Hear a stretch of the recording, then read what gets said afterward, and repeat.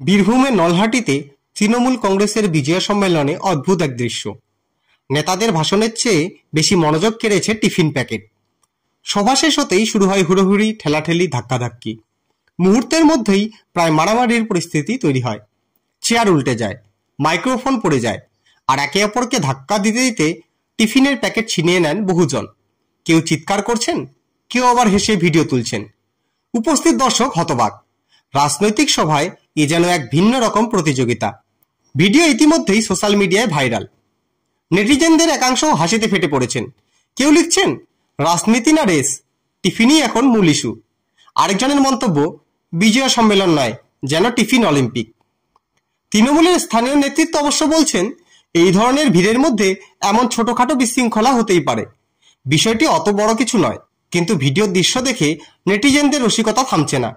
রাজনৈতিক সভার এই টিফিন তাণ্ডব এখন পুরোপুরি মিম দুনিয়ার দখলে।